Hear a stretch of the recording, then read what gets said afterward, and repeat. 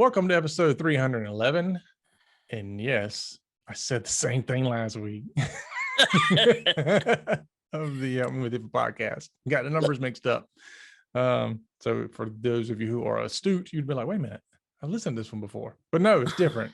Look, this is what happens when I'm doing my show notes, at midnight. So just go with that. So anyway, not sure anybody would have caught it anyway, but never know. Never know. Yes. But today we're going to be talking about some small to medium-sized business security best bets. So the things that you can do that just gets the most bang for your buck. Most likely to attain success. Yes. You should be voted the most likely to succeed should you do these things. Yeah, it's a pretty interesting study that Cisco did. So we're going to review that along with our other normal, what else we got to talk about. Yep. And we will get into all of that. If you like today's episode, please share it out. If you don't like it, don't tell nobody, please. Lie about it. Yeah, say it was awesome. It was amazing. All right, we're going to dive right into our HIPAA Say what segment because we have a listener question, which is about episode 303. Talked about HIPAA compliant apps. I think we might have confused some people. Yeah, listener Tom wrote in and asked about that. And because we mentioned that Zoom has some versions that are HIPAA compliant and others don't. A lot of apps have that. You can buy it, but just because they have a HIPAA compliant version does not mean that we have that set up on your own box. So this is true. Yep. Well, thank you for agreeing, David. That's what I'm here to do.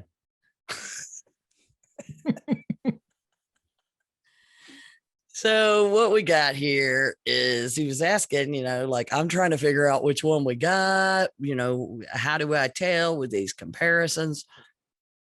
And as with all of them, a lot of times you can go to any of those apps and just go to search for BAA or business associate or HIPAA, and it'll lead you there.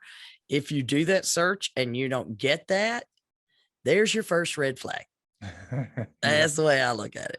If I have to work that hard to find it, it's not that important. But this specific question was about Zoom. And my response to Tom is, number one, I know you're a business associate. So do you need the HIPAA compliant version of Zoom? Just because you're a business associate or covered entity doesn't mean that everything you use has to be HIPAA compliant. Yep. Everything you use that involves PHI has to be HIPAA compliant. It is correct. Again. We've talked about the dangers of jumping out there and going, everybody needs a BAA. It's not the case, and I still see it happening all the time. People asking for BAAs, and we get that frequently from people, and I'm like, no, we're not signing that because we don't fall under that based on what we're doing for you right now. But they don't know any better. They're just like, hey, just put everybody under a contract and move forward. And it's kind of the same thing with these apps. I think some people go, well, we're dealing with HIPAA at some place in our business, and therefore everything we do has to fall under HIPAA compliant stuff. Not the case. So particularly for businesses like us, we use Zoom for a lot of things, but we don't use Zoom for patients or anything to do with patients. In fact, it would be very rare if a specific patient information is discussed over Zoom. Right. In our businesses. So therefore, we don't have to have the HIPAA compliant BAA version of Zoom. And so that would be my first thing, Tom, is make sure you need it. Right. Because I question whether or not knowing what you do, whether you need it, although it's possible. So because of what they do, they could be discussing patient information with their clients. Mm-hmm. And if that's what they're doing with Zoom, then they would need a HIPAA compliant version because they're going over extensive patient information. However, if that's not what they're doing, they don't. So that's number one. Easy peasy. Well, maybe for some of us, as I have been told. It seems easy to me, but that's because this is my job. It is not easy for me to save someone's life. So we'll go with that. The second piece there then is to know if you do need a BAA and you don't know if you have one, then you probably don't have the healthcare version. Right. That's one thing. But when it comes to Zoom itself, if you go to their pricing page, it has and I have a link to zoom.us/pricing. But as it's set right now, and we know by the time this comes out, the website could be completely different at the rate people change their sites. But it has a drop down because it says prices for all. You change that drop down and say healthcare, and it immediately will take you in to a healthcare version to sign up for that gives you the ability to check a box that asks for the BAA. And basically, the prices are very comparable from what I see. In the beginning, not so much when they first started doing this. And then when COVID hit, they changed, as we all know, they made many changes. And one of them apparently is to, open up smaller versions of the healthcare version of their app. But you can then go in there, and I have a link to the details about the healthcare version, as well as what happens when you click the healthcare version in the drop down and the pricing. So when it comes to these apps, one, make sure you need the HIPAA version. Two, search for instructions or anywhere that you can find, I would like to buy healthcare. But generally, if you'll search for instructions, BAA, those kind of things, then you're good to go. I agree again. Okay, you're going to allow it. All right. I was worried. I'll allow that answer to be published. Okay, so there's our HIPAA for the day. Say what? Yeah, didn't have my finger on the button. All right, you made it happen though. Yep. All right, and the next one comes up. Looks like you want everybody to pay attention to some things that may be happening at the end of some legal sessions here. Yeah, it happens every year, but I think this year there was a swarm of privacy activity due to the swarm of cyber attacks. And several states are enacting things, which is only making the argument more intense that we need a federal privacy law. However, as of, July is when some of these new laws start kicking in, and most of the sessions have ended in May. A few things are still out there to be signed. And once they're signed, then you got to figure out when they become active. But we know Virginia has a pretty fancy one, if you will. They're kind of CCPA-like. And Connecticut and Colorado. Now, the Connecticut one even goes into saying healthcare information is included, but all of the other requirements, you can meet those requirements by showing that you comply with HIPAA and high tech. And I think that approach is very interesting because it scoops up everybody that has medical that HIPAA doesn't apply to. Right. And if you're those med spas and all these other things out there where, we only take cash or we only this, we don't file anything electronic, whatever it is, those then entities will have to comply with these individual state laws that don't make that exception. I think it will be interesting to see how that ends up being applied. But it does include, breach notification in 60 days and another list of things under those state laws. So if you have not looked yet at the states that apply to you, you should check. And we'll have a link to some of the different state laws out on JD Supra. And I would feel certain that your lawyer could help you with your state laws too. Mm-hmm. We're going to have to dig into them deeper though. I don't like it, but yeah, we're not going to have a choice unless there's a federal law. Right. And the downside, as we talked about previously, is if you're one of these businesses, I mean, even us, we have clients in 5 different states. That's 5 different state laws I got to deal with. And that's not much. Some IT companies are in tons of other states. Yep. 20, 30, 40, 52 states. And territories. So it's definitely something as we move forward. And it looked like maybe there was going to be an awakening of a federal privacy thing, and then that went away. Mm-hmm. But as the state laws continue to proliferate and promulgate a variety of different requirements, applying essentially the same concerns in different ways and different requirements across the states, it will become more and more complicated to address that if you are any kind of business that operates in multiple states. Yeah, you basically have to take all of them, put them all in a pot, stir them up, and then take all the hard stuff out of every one of them. And that's the one you do. You create your own. That way you're covering everything because you're just doing the most strict version from everything. Mm-hmm.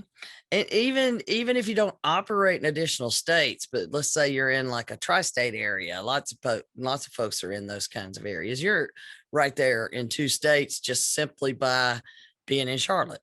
Mm-hmm. And with that in mind, you could be on the south side of Charlotte and have one breach notification rule, and on the north side and have a totally different breach notification rule. Mm-hmm. And you could, in a single data breach, have people in both. And that is going to be very challenging to make sure that you're prepared for it if you're not in healthcare. So far, healthcare has kind of just been left to the HIPAA high-tech stuff. Mm-hmm. But if you're not, heads up. HIPAA for everybody. We've been saying it, which only takes us, in our last episode we talked about. That was basically HIPAA for everybody. It wasn't drastically different when we went through those Department of Labor requirements. Yep, that is true. Seems like that was just this morning. I know. So we're going to dive into a 2021 study. Yes, they're already out. And this is an interesting approach. I really like this concept. Yeah. So we're going to look at, this is done by Cisco, and it looks at the differences of certain things based on the small, medium business market, and then large, and then enterprise. And we want to understand, as we look at this, are you better off as a small business in certain ways? And if so, how? And the biggest thing that this report shared was it said, here are your outcomes that we want to get to.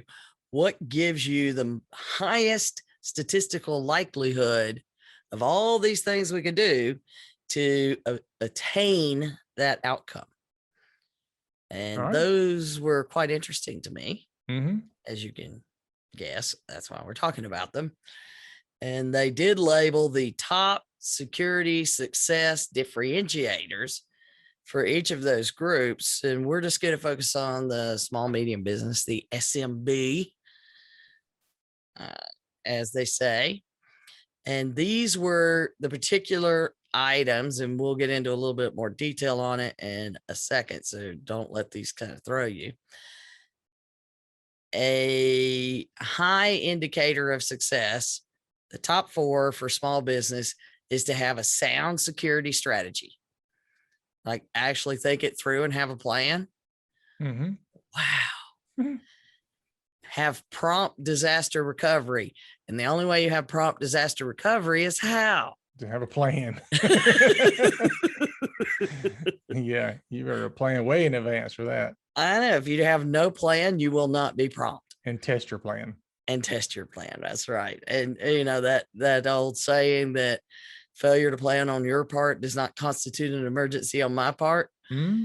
You need to remember that if you're not building a plan and your competitors are, and they have the IT company lined up and they have everybody lined up that's already prepared to help them, the more businesses that do that and have that plan, the fewer you're going to have to choose from because they're already going to be locked in.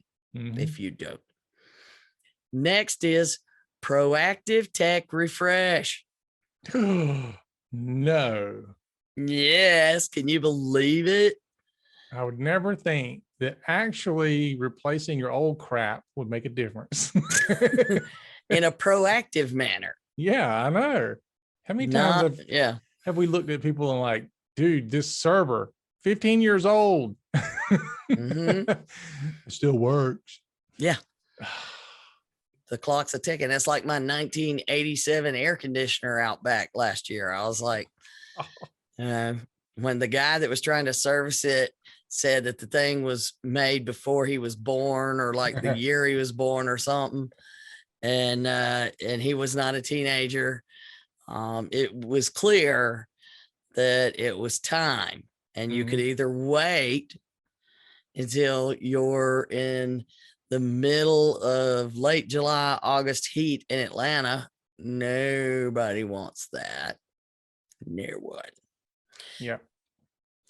Well, and then it's going to be more expensive and harder to get, and you're going to be miserable for a little while. Or you could do like we did and got a new one last summer. Yeah. The downside to not doing your proactive tech refresh is that what I've seen is people wait until they have to do it, and then they realize that their software that they use doesn't work. Mm-hmm. Because they waited so long. It's still running on Windows 95. It won't run on Windows 10, which, by the way, 11's right on our heels. We hadn't even talked about that yet. No. And we're still dealing with Windows 7. Yeah. Right. Getting rid of those. So yeah. But some IT companies like ours, they're starting to get to where they're, shall we say, incentivizing companies to not go past certain criteria when it comes to age of systems. Yep. So I'm sure that involves financial incentives. It's more of the stick than the carrot, but but yes, if once we get to a certain age, it costs us more to support that machine, and so the cost of support goes up. Yep. So it's just like John Miller said when we asked him about recognized security practices. Well, it's not going to cause your premiums to go down, but it will keep them from going up when everybody else's does, maybe, or not up as much. Yeah.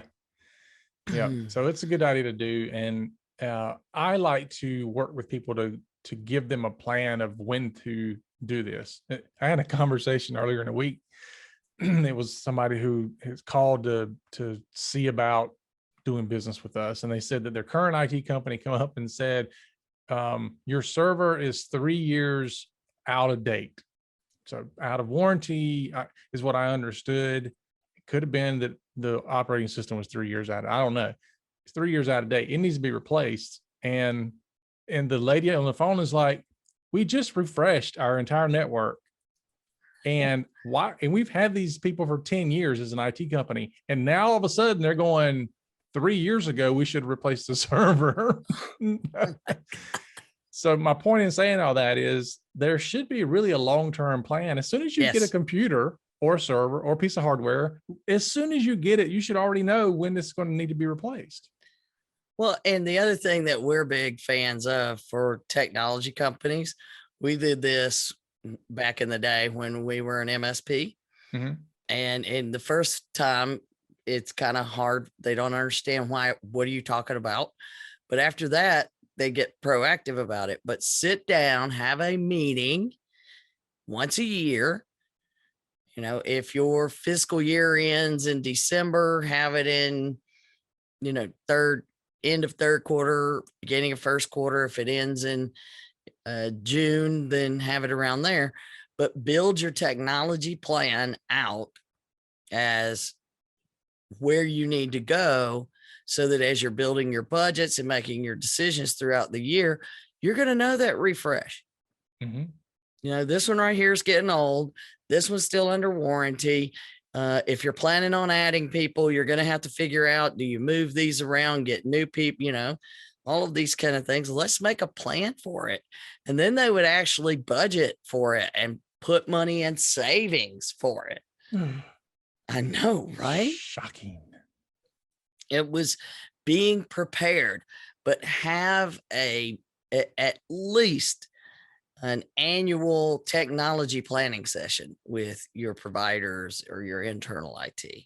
Mm-hmm. Or if you've got a guy, good luck with that. But to round out the top four Yes. on this one, the last one is learn from your mistakes or prior instance, as it says. So if you had an incident already, learn from it. And I would also add to that, learn from other people's incidents too. That's for us, we encourage everybody to review this, the news, the stories we can get the details on, and specifically the OCR settlements, because it gives you what they want. No doubt about it. You go and you review those, and those are all learning from someone else's mistakes, which is way better than learning from your own. Yeah. But the thing too is to be able to recognize when you've had an incident and then document that incident so that you can have an after action report and sit down with everybody and go, okay, this is what happened. I don't care how small the failure was. This is what happened. How do we make sure this doesn't happen again and learn from it? Just did that today myself. Like, okay, that was a problem. One that was unexpected and one that I was very unhappy that we had. How do I make sure this doesn't happen again? And immediately made changes. So there you go. Yep. All right. So the outcomes that this talked about of where technology and security matters is that it enables business, meaning I can keep up to date with business. We feel confident that our systems are secure. Everybody's participating. We have that culture that we always talk about. That's business enablement. Managing risk. I don't think we need to go into that. I mean, we talk about risk management when we wake up in the morning. I'm pretty sure my sleep app got me talking about it in my sleep the other night. I literally heard on the recording from my sleep where it woke up and started recording because I was saying, that's not how you do it. and then you couldn't hear the rest of it. It was you have to, and then it was a bunch of mumbling, but that's not how you do it. So you were working in your sleep. I know you're not shocked because you do too. Yeah. And then the last one is operating efficiently, lean and mean. So how do we do all of those and fit security in?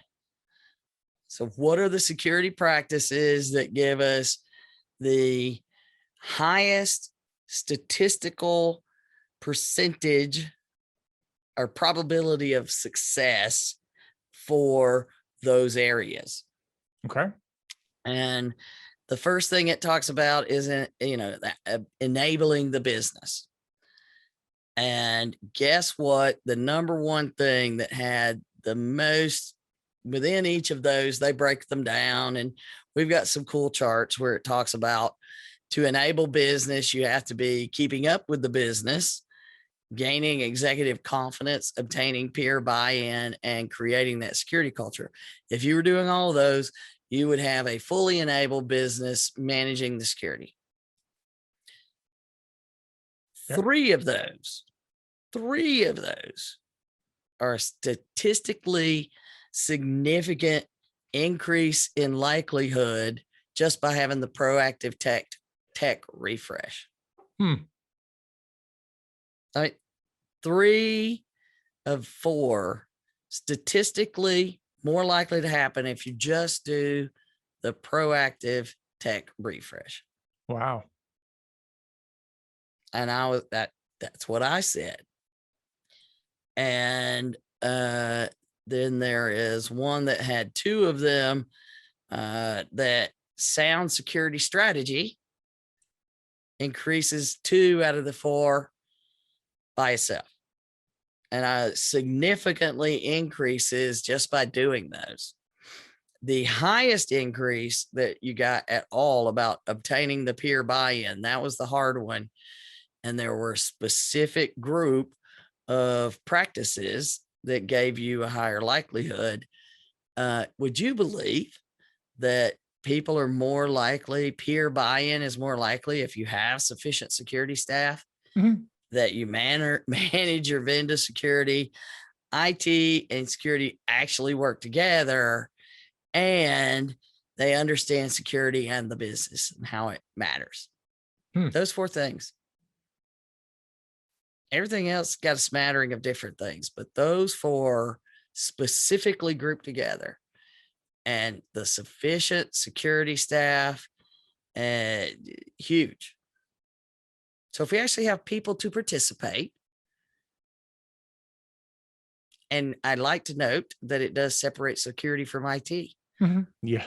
Did you notice that, David? Yeah, I did notice that. Even if they're the same vendor that's doing the work, it still should be, in my opinion, a separate line item on your budget. Because I because you go out there and go, oh gosh, I spent $20,000 on IT this year. Then you look at it like, yeah, you bought 15 computers. You didn't spend anything on cybersecurity. Nah. It is a distinct difference. We're trying to get people to understand that for that reason. So that technology planning session that we talked about, that proactively tech refresh thing, shouldn't be just the computers, should it? Nope. What else would we get? Oh, let's see. Let me count the ways. I mean, you've got network infrastructure, you got mobile devices. I mean, you got all type of software, licensing, security adding products, redundancy, firewalls. Oh my, yeah, just on and on and on and on. Yeah. So refreshing your tech, don't think that's just your computers. Some of you need to refresh your MSP. I hear the horror stories. I know. I'm surprised you didn't say that's why you should call me. But well, I wouldn't tell anybody to go to securityfirstit.com and check us out, but all right. So the next piece though is managing risk in a small business. So you've got the top risk, you've got the compliance, and then avoiding a major incident, which I thought that was a great way to narrow it down. I personally really like that concept of let's look at it those 3 ways of we've got all these risks. Let's manage the top ones. Does that sound like maybe the top 5 things that healthcare should worry about? 405D did that. Yep. That's some good stuff. You should look it up. But managing the top risk, meeting compliance regulations. We've always said, security is not compliance and compliance is not security. You have to worry about both. Right. And avoiding major incidents. So, because you ain't going to avoid the small ones. Yeah, but even if things happen, we're able to put the fire out quickly and not let things, we detect what's going on before it gets out of control. Yeah. And basically a major incident is just a minor incident that went out out of control. Yeah, you're right. You're right. You know, you start with that little nick in the windshield. Yeah. Yeah. So, but the interestingly enough, in here, would you believe in managing risk that the best way to manage the top risk and avoid major incidents, proactive tech refresh? Again? Dude, we should be selling a lot of hardware now. And timely incident response was the number one way across all of these things to improve managing risk. And we've talked repeatedly about the importance of an incident response plan. I think we're going to have to do an episode on that soon. All right. You're like, okay, write it up. Let me know when to be there. Go up and start talking about it. But the others, on the list, the other one that had two different areas impacted by one practice, IT and security work together. It's, you know, there are cases where IT and security don't even know each other. That's true. And a larger organization, that really becomes a thing. And in smaller ones, it's also a thing. You know, there are a lot of cases, and I know you and I have discussed where they'll have internal IT, but use a company like yours for the security pieces and essentially as the backup. Yeah. We have a few clients like that. It's called co-managed IT or co-managed services, but we have a name for it. Yeah, there's a name for it. Like burp. It's called commit, co-managed IT service. So yeah. Commit. Are you scared of commit? Yeah, commit. COMIT. Okay. Are you scared of commitment? But yeah, we do that where we handle the security piece, and then they have internal IT that handles all the other stuff. And so yeah, it can be done, and it's a really, honestly, it works really, really well because we're more able to handle those things than they are.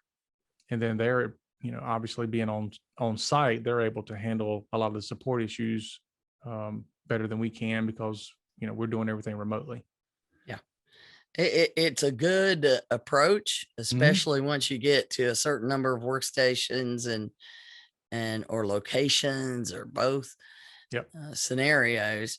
It definitely, in the complexity of what we deal with today in the threat environment, I see that as the long-term direction for most of the small companies of any size. Definitely the medium companies. Yeah, it makes sense because, I mean, technically what we are is, you know, we're kind of like a timeshare.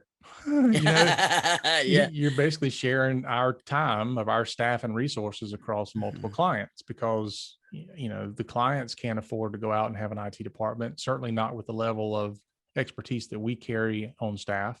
And we can spread that cost, you know, across dozens and dozens of clients. So it just makes sense. And that there is going to continue to be a need for more experienced cybersecurity folks. And we already see that.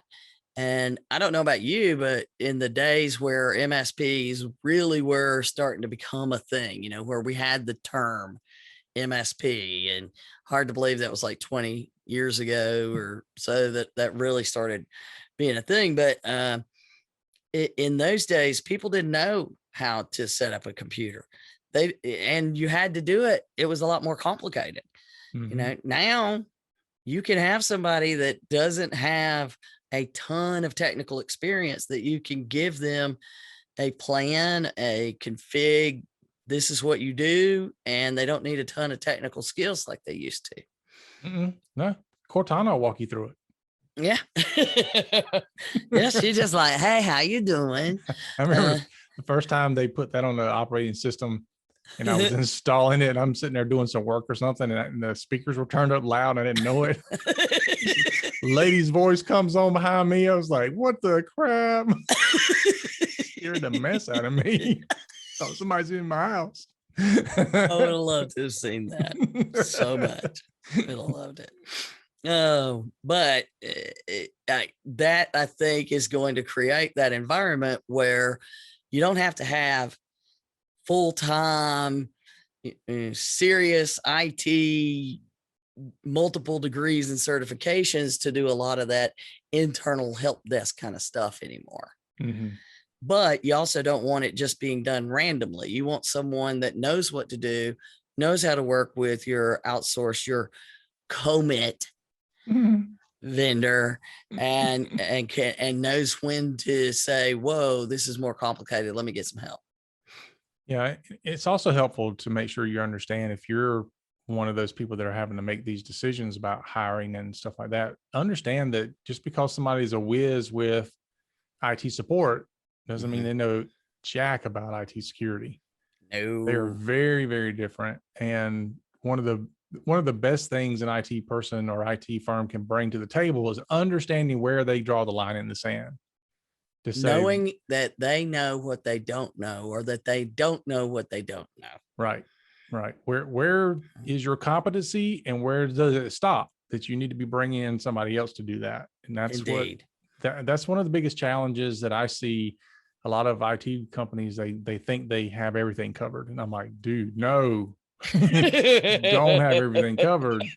You need to understand where that line is for you, so that you can certainly outsource that. And your client doesn't even have to know that you're outsourcing that piece, but at least outsource it so that you can bring that to the table through a third party. Just like they're bringing you in as a third party, you can bring other people in as a third party. Yeah. And there's something to be said for everybody knowing where the line is when you create those commits. Mm-hmm. The number of times that we go in and they'll have those scenarios, but there might be 3 different IT companies involved.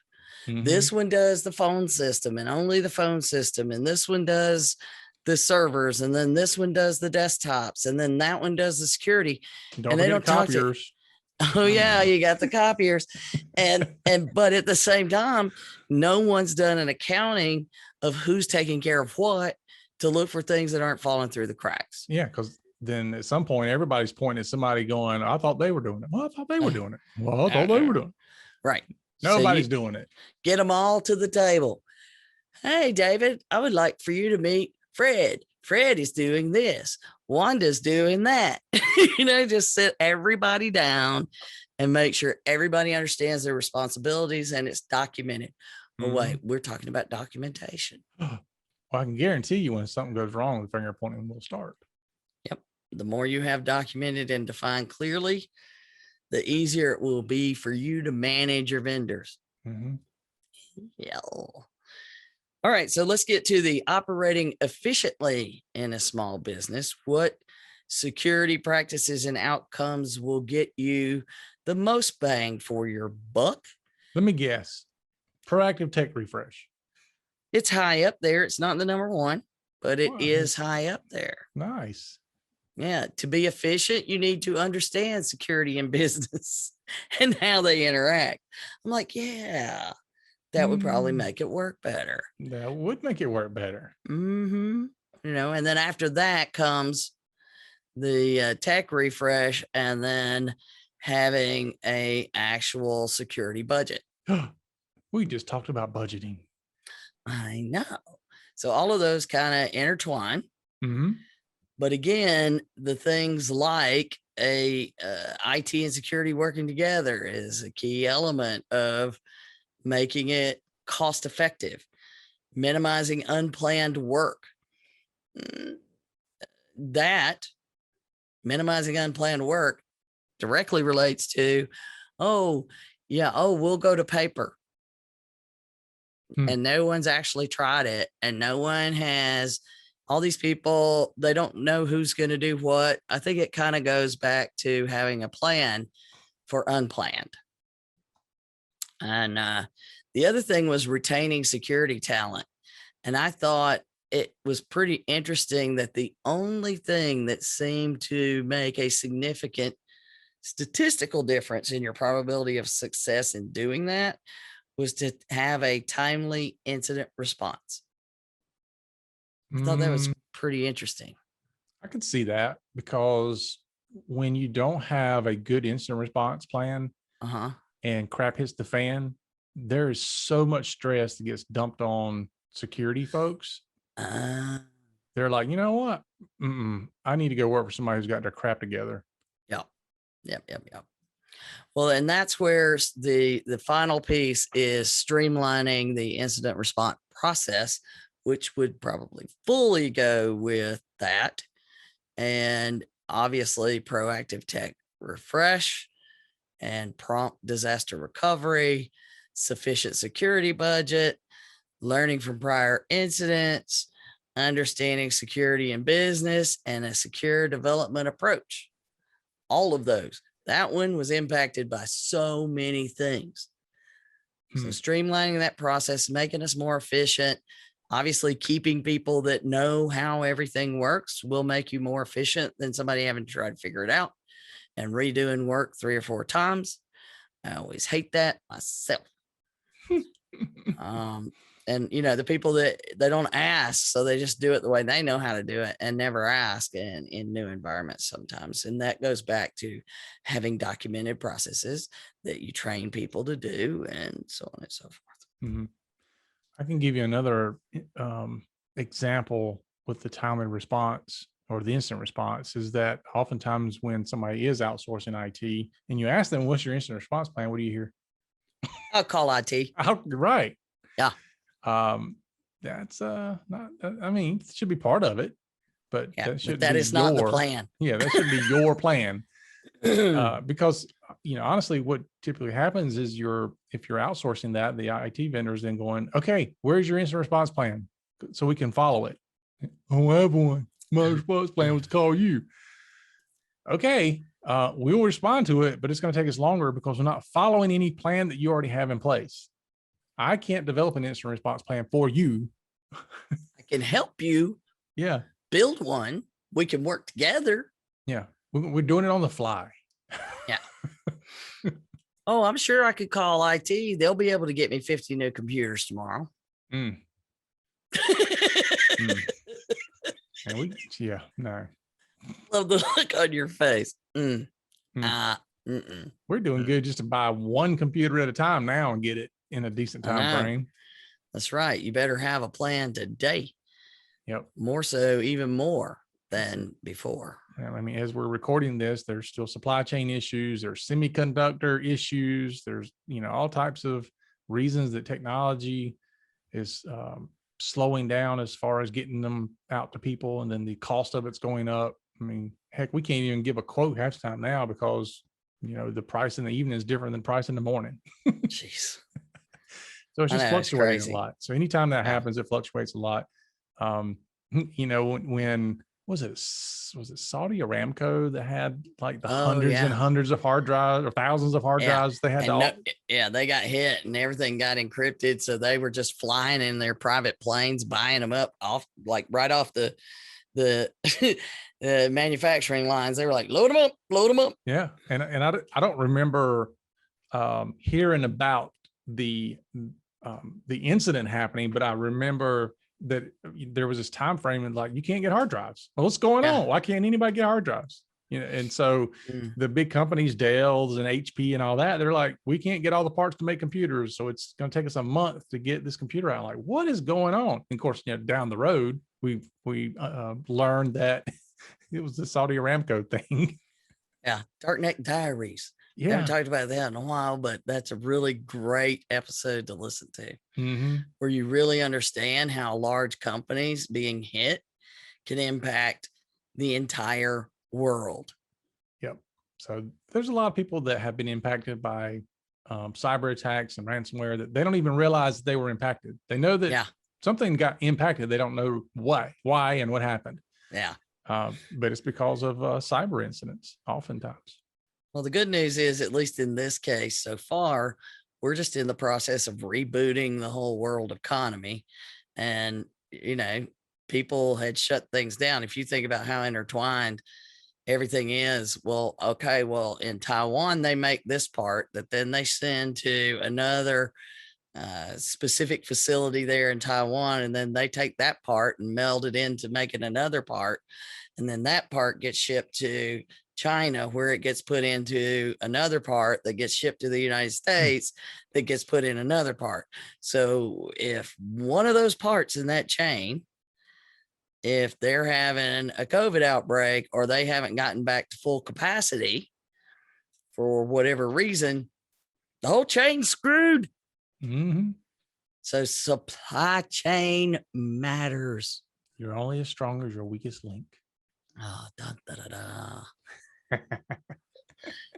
All right. So those are plenty of things. Obviously, we'll have links to all of it in the show notes, but I recommend that you make that planning session happen. Use these kinds of tools and these kinds of reports. And by the way, you can go into this one and it says, we use this company to do the survey. And here were the kinds of questions, and we broke things out. And then we use this company to do analytics. And so we're not talking about just random calling up 100 people and saying, hey, how you doing? What's security like? Click on this survey. I know. We did a survey monkey and got 5,000 people off the internet. We're sure of these numbers. Yeah. Yeah. So we really do prefer using those more scientific reports and surveys. And this is one of them. So I was really found it interesting, something that we can help in our presentations to leadership. I think those things are going to be even more important as we move forward. I agree. And I win again. David agrees. All right, folks, that is our show for today. Remember to follow us and share us out on your favorite social media site, and leave us a review. Get on over there to Apple Podcast or wherever else you're listening, and leave us a review. Or that place, the Podchaser on the website. You can go there and click on the link and help us out. That's right. Help a sister and brother out.